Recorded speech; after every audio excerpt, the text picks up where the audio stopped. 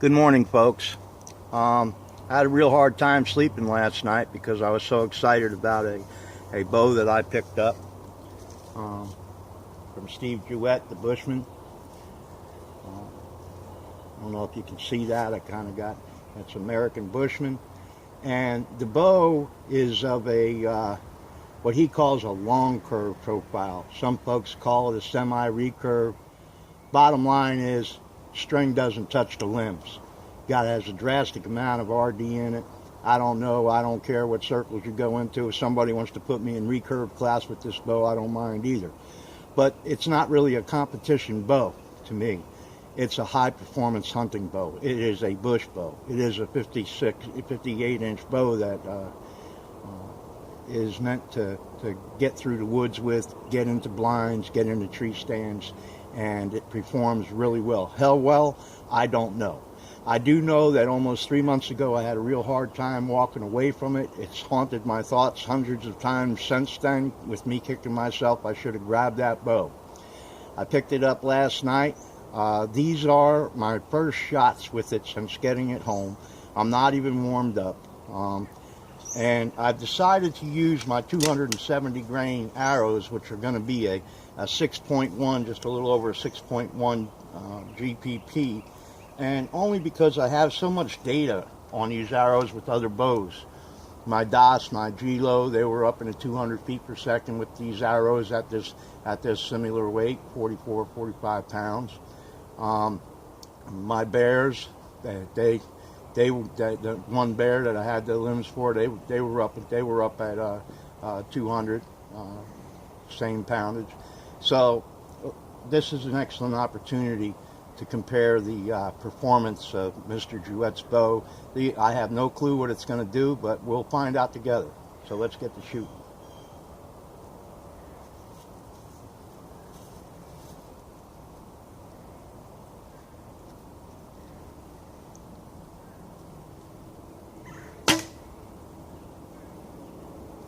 That can't be right.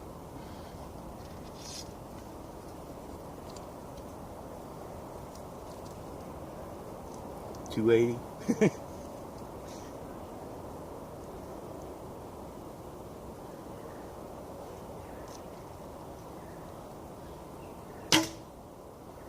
It's more like it. 202.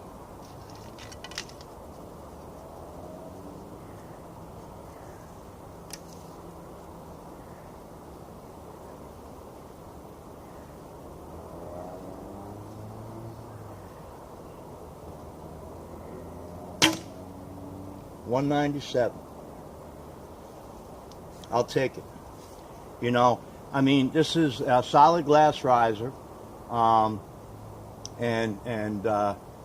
what's going on? I'm pitting this against some top line recurves, a DOS Elite, a GLO, some bears, some well sorted, extremely well sorted bears, and this little 58-inch longbow is obviously keeping up with them at the same weight, using the same arrows.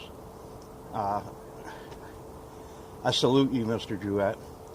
Now,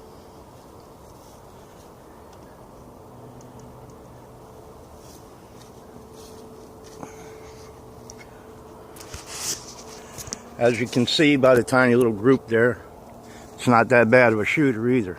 And bear in mind, I didn't even tune this thing yet, you know.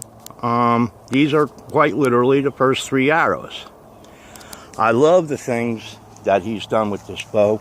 I mean, it's also tasteful. And I guess I'll just do a little video overview of it here as well. You can barely make out the American Bushman logo in the beautiful black, white ebony lambs. These are premium lambs. He oftentimes gets his lambs from Big Jim. And there's the spec feather. So, well, this is the maker feather, handmade by Stephen Jewett. And then the spec feather is down here.